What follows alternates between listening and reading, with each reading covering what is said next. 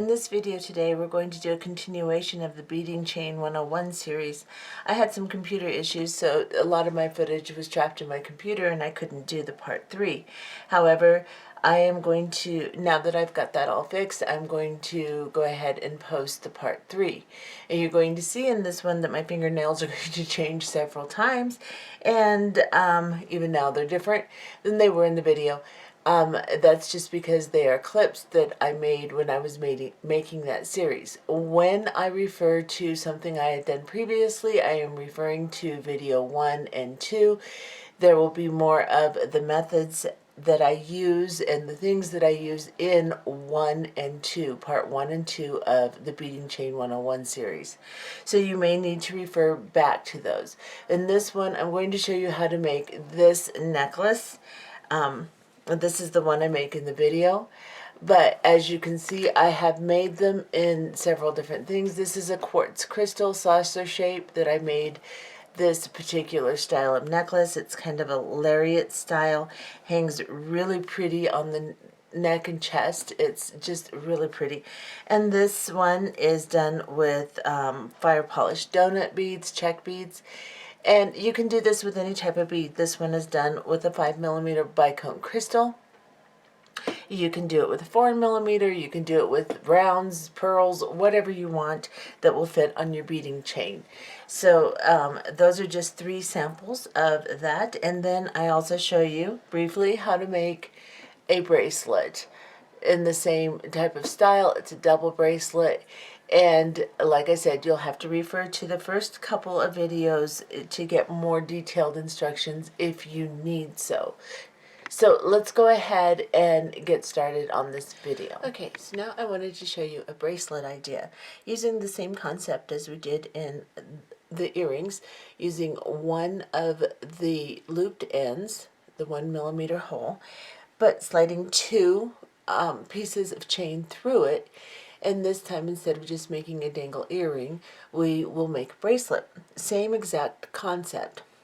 What I have done with this one is I've used the same concept, sliding 2 of my pieces of chain through the looped end, and then just putting a jump ring and a lobster claw clasp on either side. So I cut this about 6.5 inches so that it would end up to be about 7.5 inches. The chain I cut 6.5 inches, 2 pieces. And this one I cut it a little bit shorter, just at not quite 6 inches, because I want to use a fold over clasp. Shirley has these on Budget Bead Box, and she has all different types of clasps. This one has a couple of different places where you could attach and make like a 4-strand, but I'm just going to use the central area and attach it with the jump ring and make a just one attachment with the 2 chains on it. So you can modify how you want to do that. And this is going to take up about 1.5 inches by the time I put on my jump rings and my little ends. So I cut my chain shorter. So you want to accommodate for the size of clasping you're going to use. And this one is just a sample of how you can use a fold over clasp and a size 3 crimp bead to do the same thing. And I'll show you how to do that.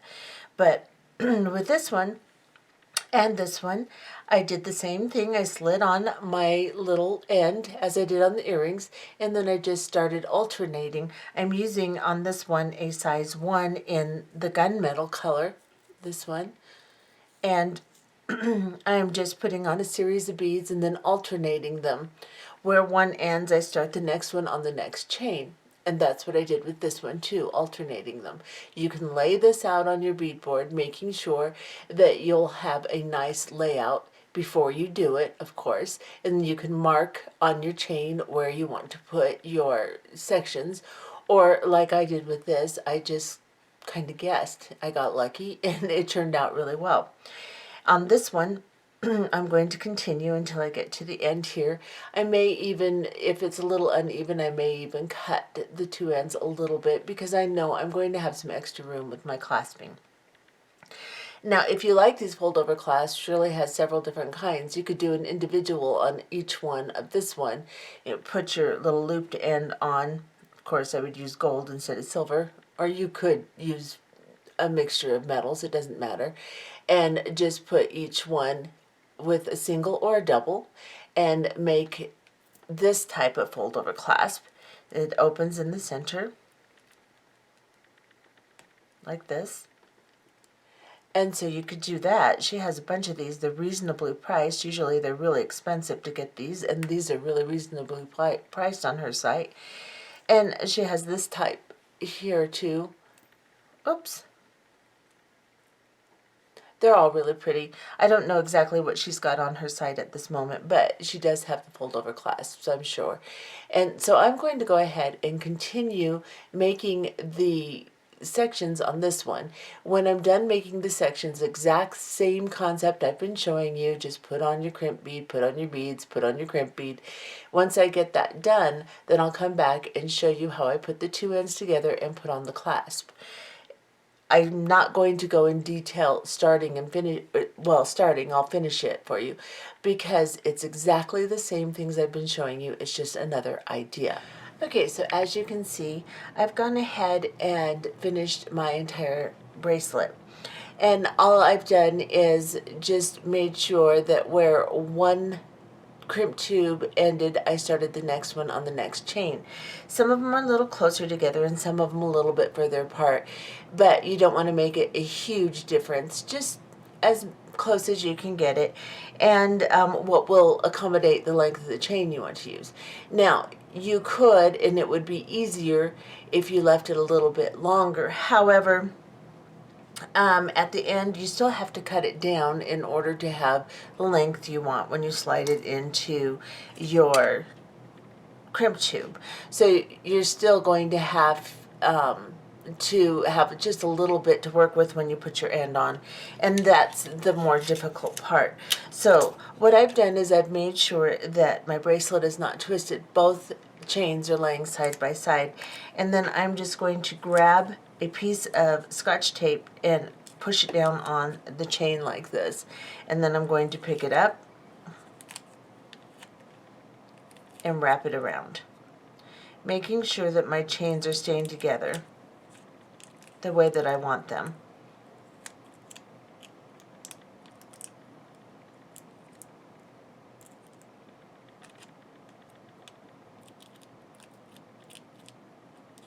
Just wrap this around it the best you can. You don't want it on there extremely tight, but just to help you hold them together so that you can manipulate your little end a little better.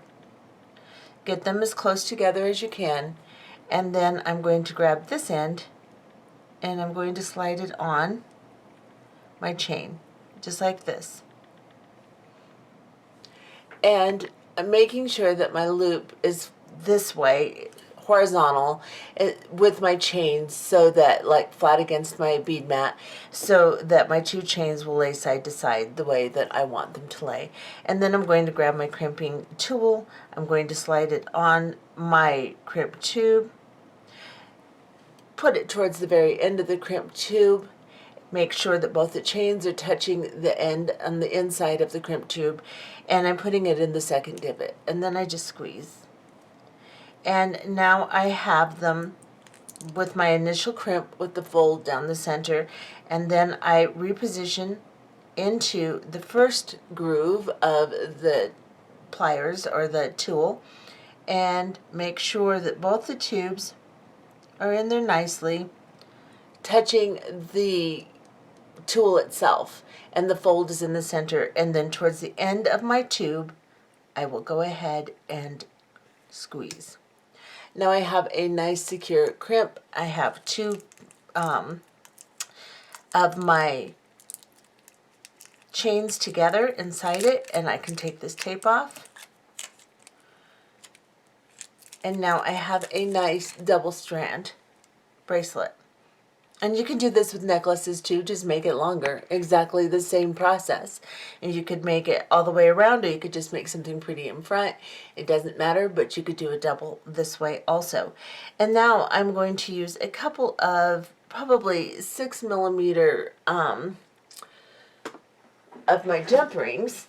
Let's see if I can grab a couple. And I'm just going to slide on my clasp. Of course, I can't find my little thing of jump rings, so I'll use a couple that I have out here. I think I have a couple that are already open. Here's one. Oh, let me find my jump rings. I'll be right back. Okay, sorry about that. They were right in front of me. I just couldn't see them. All right, so I'm going to use 2 of these little bit heavier gauge type of jump rings so that the ends will be nice and secure. And I'm just going to open these jump rings. And I'm going to open it pretty wide because I want to be able to slide it through the center of this fold-on clasp. So you can see how it comes to a peak here. I'm just going to slide into that peak just like this. And then I'm going to slide the end of my bracelet on there, and then I'm going to close it. And then I will I'm going to leave it clasped so that I don't get it backwards or anything weird, and make sure that my bracelet isn't twisted, and grab this end and do the same thing. Of course, you can open it and separate the clasp and do it too if you'd like. Let's see. Make sure I'm not twisted. Like this. I think I will open the clasp.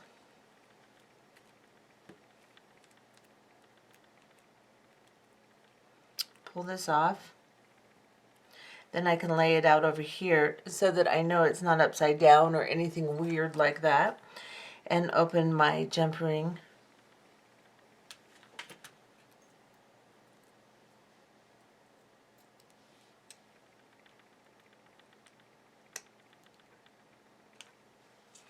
Open a little bit wider.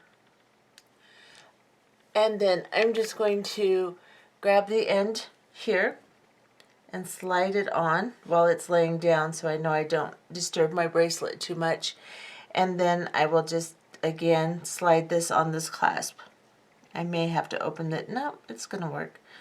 Okay. And then I'll grab a hold of it and close it. Then it doesn't matter if it twists now. I don't care if it twists because it's going to on the wrist anyway. And that's part of the prettiness of it. And then I can just clasp this together like this. And then I will see if it fits because I was doing a little bit of guessing on this one. Whoops, upside down. With the length because of the size of the clasp. So I will put this on and show you. This is what it looks like. It's quite pretty. I'll measure it so I can see what I ended up with, but it's a little over 7 inches probably. My wrist is a little over 6.5, right around that. And I like mine to have a little movement, but I don't want it to fall into my palm, and it's not doing that. So it's probably about 7.5 inches, and that's good for me. That's about medium size. If you want it to be larger, you go 8 inches, 8.5, somewhere like that, depending on how large. If you want it to be smaller, you go 6, 6.5, depending upon how small you want it to be. And this turned out really pretty.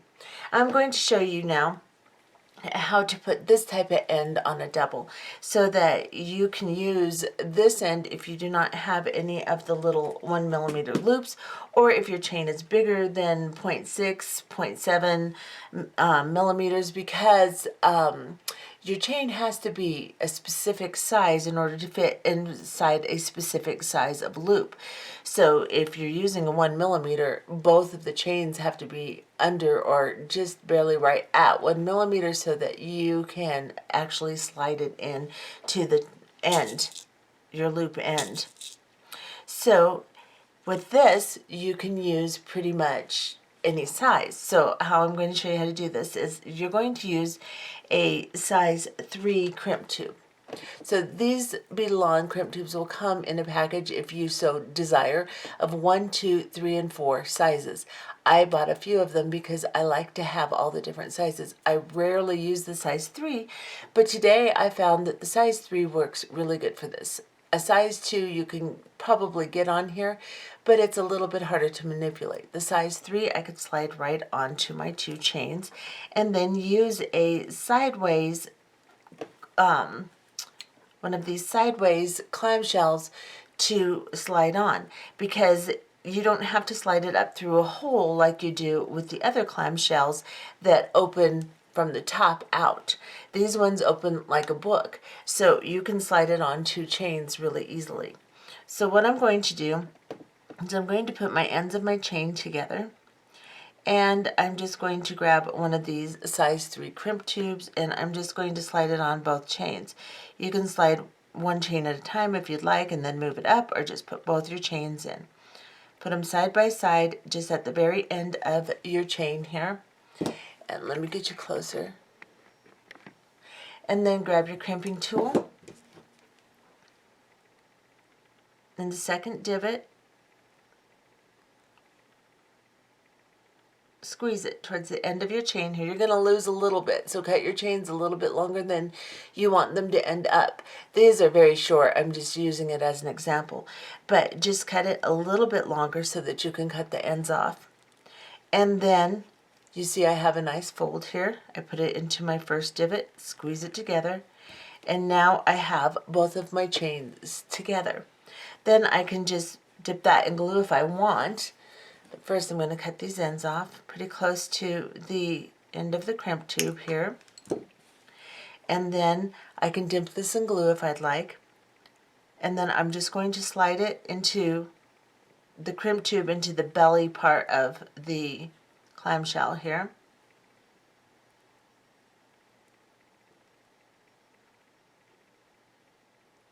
Of course my fingers don't want to cooperate. And I'm using my left hand too, so there we go. And just slide those in there and close it. Just like this. And then you have a nice little ending. You can glue that in if you'd like. Just slide your jump ring into the loop, and now you have a nice ending for your bracelet like this. And that's the way you'll use a sideways clamshell, and it works really well with a double chain like this. And here are the 2 bracelets I made that look really pretty together too. You could use any type of beads you want. You can use bicones, which are really pretty. You can use rondelles. You can use Swarovski Chinese crystal. You can use clear quartz like I did. You could use little pieces of turquoise. You could use anything you want, from gemstone to Chinese crystal to glass pearls to, freshwater pearls if you can get them to slide onto your chain. Anything will work, and you can make a really nice, classy looking, elegant bracelet this way. Okay, now I wanted to show you one more idea of how to use the wire guardian and to make a necklace instead of making a pair of earrings with it. And this turns out really pretty. These are the clear quartz saucer crystals that I got at the International Gem and Jewelry Show, and just some little spacer beads that I got from Budget Bead Box, the little cuboid metal spacer beads, and the chain, and a little dangle. And this turns out really pretty. It looks kind of like a Lariat style necklace on the neck, and it's just really gorgeous.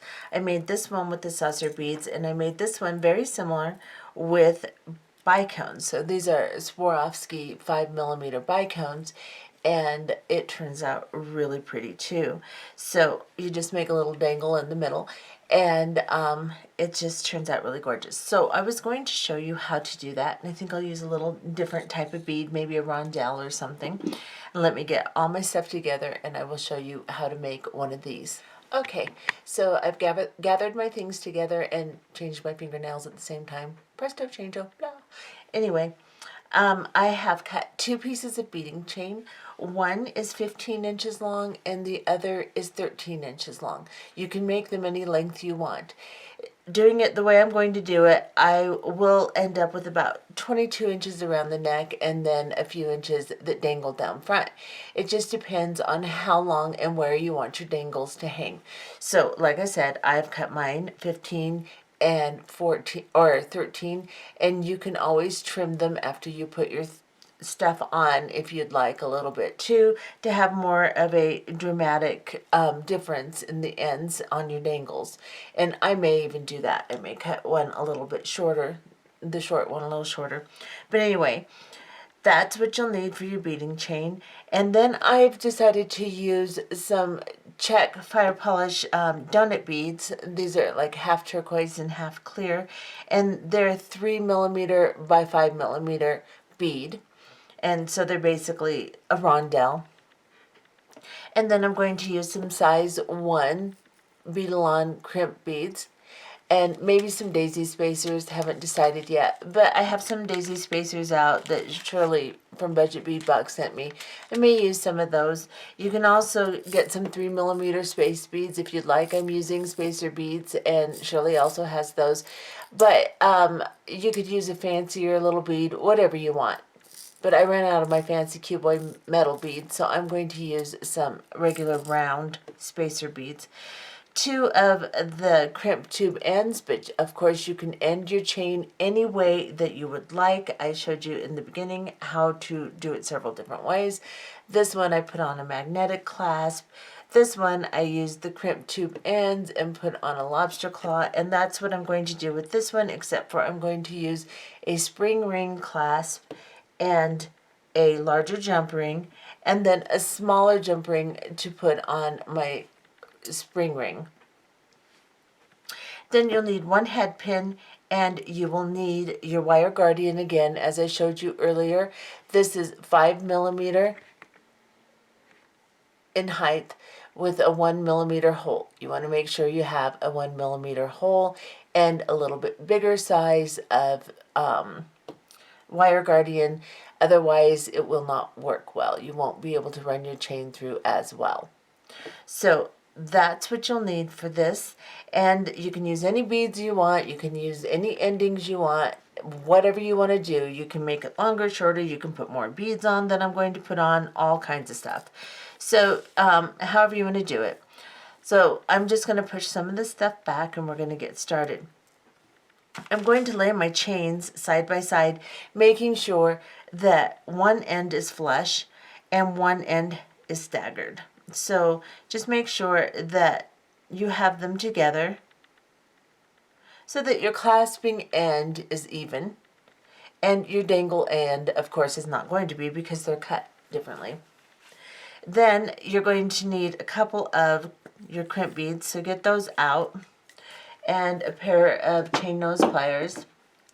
And the first thing we're going to do is we're going to take our wire guardian, and we're going to make sure that the bowed part, so the round part, is going to be down towards the staggered end of our necklace.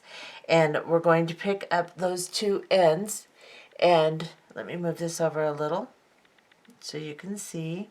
Put those 2 ends back together. And we're going to slide this wire guardian onto these 2 chains. So I'm just going to put 1 on one side and then 1 chain on the other side. And then I'm just going to scoot it up. And I'm going to make sure that my other end is straight again. And make sure they're not crossed or anything weird so that you can get them nice and straight.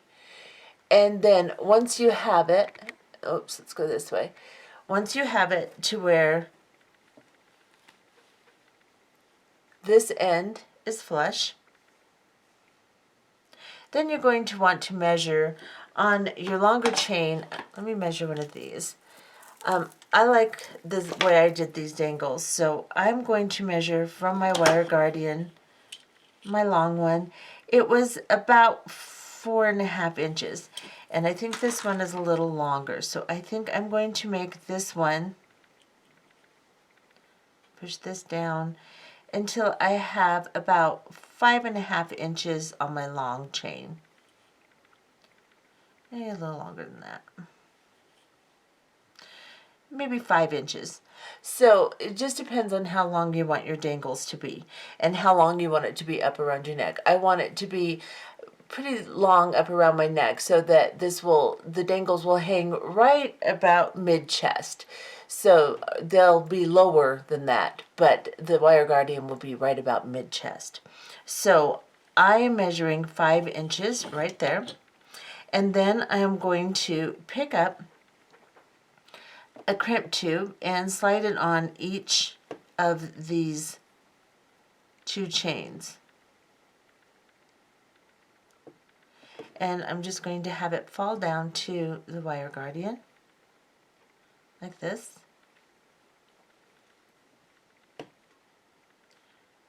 Some of these crimp beads are stuck together.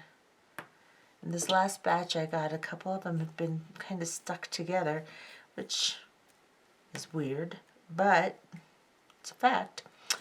Put one of these over here on this chain, like this, and I'll slide it down, and I'll get closer so you can see. So let me see, I'm going to keep these 2 ends together, but I'm going to move everything over so that you can see better. I'll have to remeasure, but I want to get a little bit more centered here. And then I'll remeasure this. Sorry about that, but to stay in frame when I zoom in, I have to do this. So a little bit higher there. All right, make sure my 2 ends are together. There we go. And then I can just move these, put my finger on my wire guardian and pick up the chain and move the crimp beads up. And you're just going to have to rearrange your chain a couple of times, making sure that your ends stay pretty close together on the other end where you're going to clasp. Now, let me get you close so you can see what I've got. And let's see if I can rearrange a little bit. And there we go. Now I'm going to take my chain nose pliers and I'm just going to squeeze these crimp tubes. So I'm going to squeeze one first, and then I will align the other one with it and squeeze that one. Squeeze them nice and tight, make sure they're secure, and then your wire guardian will just lay right on top of those 2. Then you can go ahead and drop some beads down on the top and start your design. You can drop as many as you want. You can put a crimp tube on either side if you'd like, but I don't find it necessary, as I am going to put on a series of beads and then crimp. So oops, that's not what I want. So what I'm going to do is I'm going to grab a spacer bead.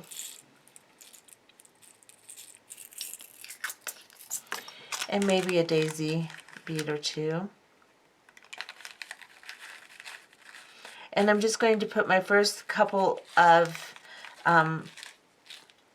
series of beads on either side so that this middle portion is stable, and then we'll make a dangle for the middle piece just to kind of disguise the wire guardian a little.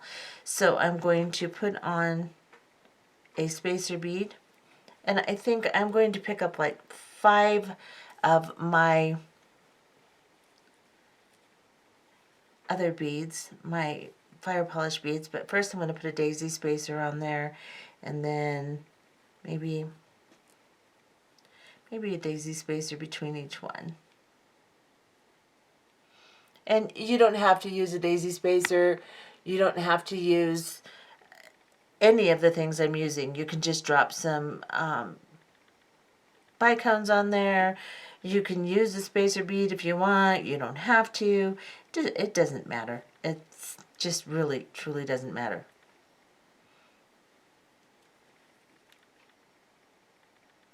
And I think I'm going to put like 5 beads on here.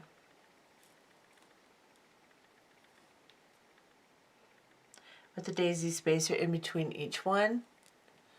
Let me zoom out even more so.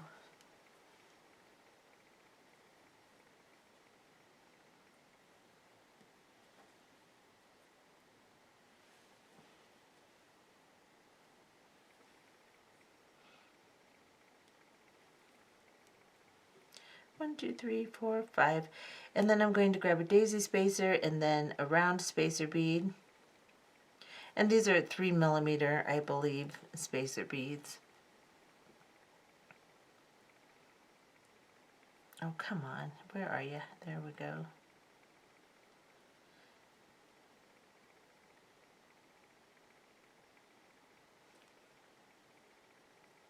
Okay.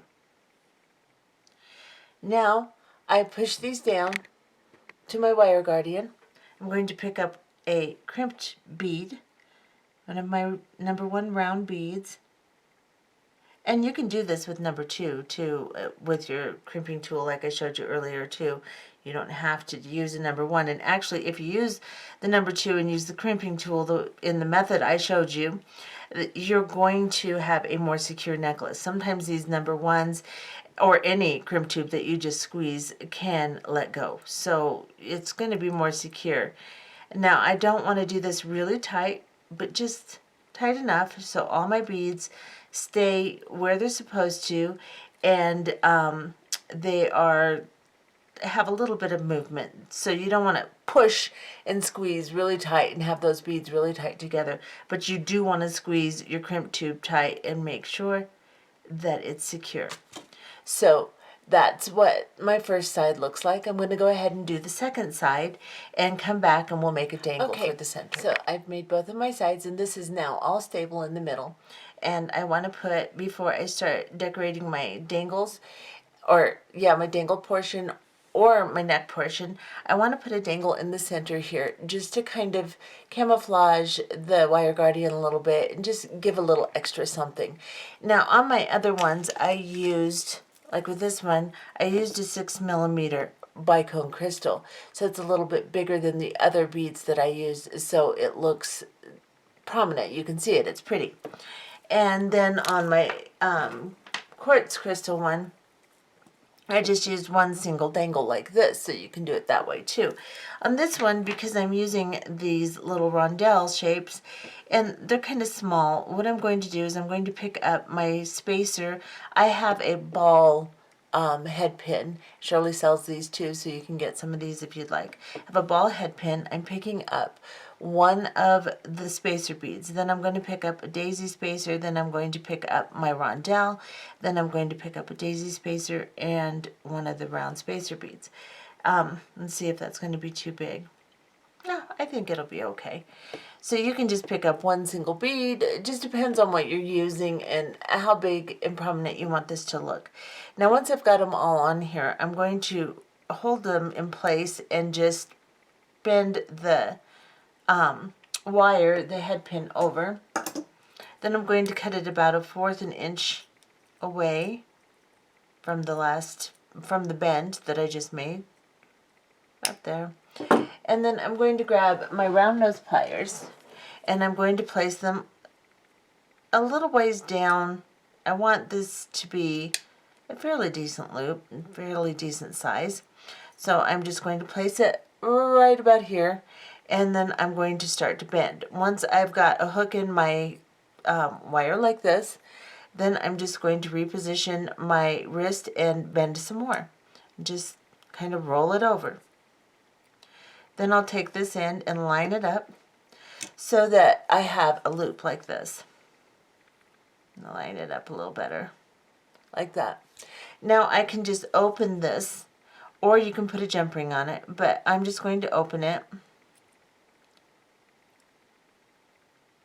and try to keep my beads all in place and grab my wire guardian, part my chains here, and I'm just going to slide this on my wire guardian. See if everything will cooperate with me. It usually doesn't, but you know, I always win. I win the battle.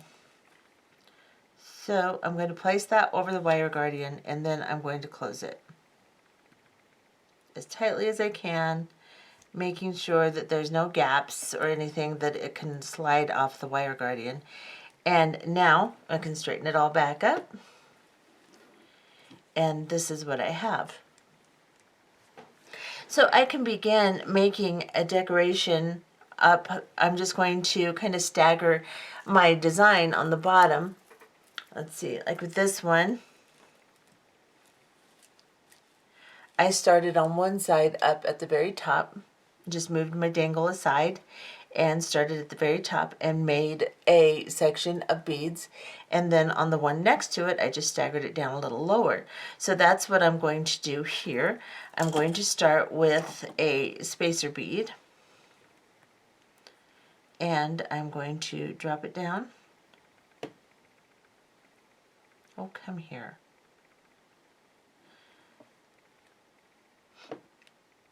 And then I will just pick up a series of whatever I think I want to put on here, 3, 4, 5, whatever. I think on this one I put like 3 in spacers, so I use different beads, so I'm not going to really go by that one. I think I'm going to pick up about 4 of my rondelles.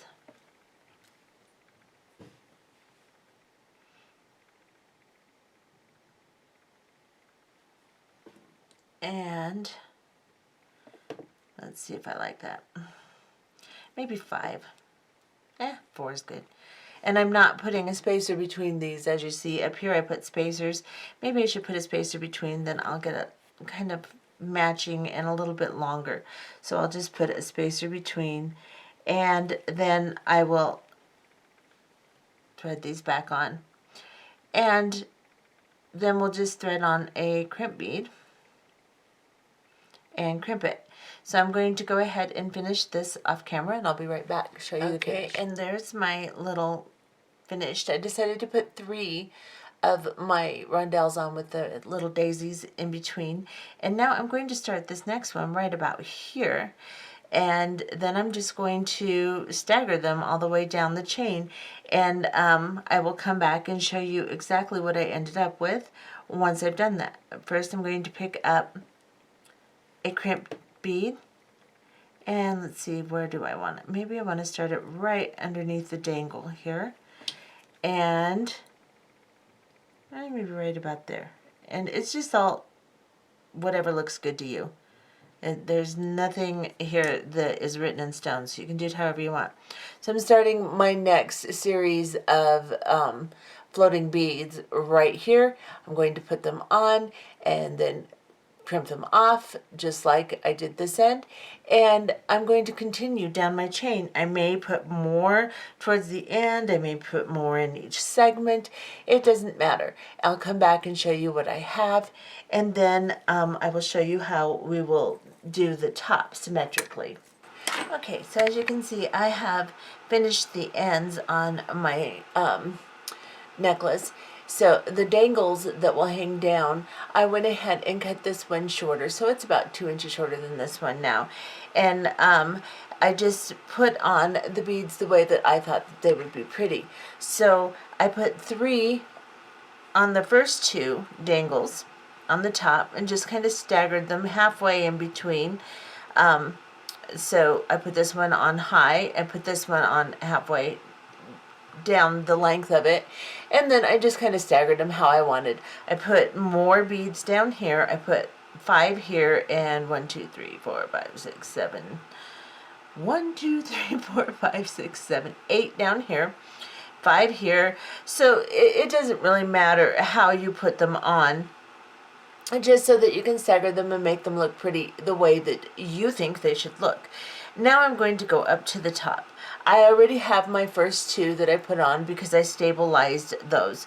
And this wire guardian, we can open up a little bit or close a little bit, however we want. I will probably open it up after I've done this, but I'm keeping it kind of closed so that I can keep my chains together on the top here. I have dropped 2 of my beads, my crimp beads, down so that I can decide where I want to put my next embellishment. And I think I'm going to put them about here, make long embellishments, and then maybe a couple shorter ones on top. But the way that you want to start your embellishments is you want to put the crimp tube on both chains, straighten the chains out, and then put them next to each other as close as you can get them. They may not be absolutely perfect, but you want to get them close, and then crimp them first. So you stabilize them so you know exactly where your next 2 embellishments are going to go, and they'll be pretty much in line with each other. So this is what I have, and now I can start to put my beads on and then crimp the ends of those off. And make sure as you're doing this, like I said, that these are closed really tightly, because they will move around. And if you have one on here that's in the wrong place and you're using a number 1 round like I am, you're not crimping together a 2, you can go the opposite direction, squeeze it a little bit, because I squeeze down like this to tighten it. If you go this way, you can loosen it back up, squeeze it lightly, and you can move it and then crimp it back down. So you're not stuck with it if it's not in the right place. So you can adjust it a little. Now I'm going to go ahead and put my embellishments on the top. I'm going to finish up the entire length, and then I'll come back and crimp them off and clasp them. And here is my finished piece. As you can see, I went ahead and put an embellishment from the 2 crimp beads that we put on camera. I put 8 beads with daisy spacers in between and the little 3mm spacer beads on top, and then a crimp bead. And then I just spaced out a little bit more and did the same thing, exactly the same method, up a little higher. And then I just left the rest of it just chain. I could have put another if I wanted to, or I could make smaller ones. You can make them offset, you can make them symmetrical like I did, however you want to. And then I just went ahead and put some of the crimp tubes on the end, as I've shown you several times in this video. And then I put a jump ring on one side and put the spring ring on the other side.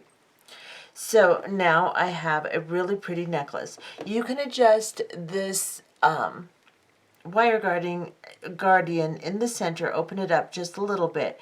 Make sure as you open it that you don't twist it or distort it, because it's easy to do. So you just want to very gently adjust it, open or close a little bit. And then that way you can have your strands on the top here a little bit further apart, and as you wear it, it'll look like this. So it's really a very simple design, but it turns out really pretty. And this is the kind of necklace you put on that dangles down the front of like a plain sweater or something like that, and really dresses it up, and it looks really nice on the neck. And this is the version that I just made, and then of course I have the other 2 versions that I showed you earlier. And like I said, you can use crystals, you can use pearls, you can use drooks, you can use anything you would like to use to make these. It doesn't matter, and you can make them any way you want. And you can see with these, I'm going to back the camera off a little bit more. Nope, it's as far as it goes. My camera really zooms in. So you can see that I just, with this one, I did a long set here, a shorter set here, and a shorter set here, and then a longer amount of chain in the back. Here I did a shorter set, a long set, a short set, and then I put on a magnetic clasp, and then the one I just made. So you can do these any way you like. And I hope that this video has helped you have a few different ideas on what you can create with the beading chain. I've had a lot of fun playing with it. I've created all kinds of stuff, just spent hours just playing with different things. So anyway, that's to give you an idea. I will put all the pieces I've made out and show you what I've made. These are all the pieces I've made, incorporating all the methods that I have shown you today. So you can make a whole bunch of them in a fairly short period of time. They're all really pretty. You can make them a billion different ways with a billion different beads and just have fun playing with it. And you can also incorporate, this is what I did on my other channel about a month ago, and I made a pendant bead weaving, and then I incorporated the beading chain and the methods that I have shown you in it. So I just made my pendant, and I wove in the chain with the little crimp ends and decorated it like I showed you with the crimp beads. And that's another way that you can use beading chain. And this is on my Gina Gems Creations channel. So anyway, that's what you can do. I hope you've enjoyed this Beading Chain 101 course, and I hope that you get some. You can get it at budgetbeadbox.com, like I told you earlier, or you can look on the web, just do a search for Beading Chain, and you can find it at several of the bigger supply chains, or beading supply stores, sites, whatever you want to call it. It's everywhere. It's not uncommon, and it is easy to find. So have a blast. Bye-bye.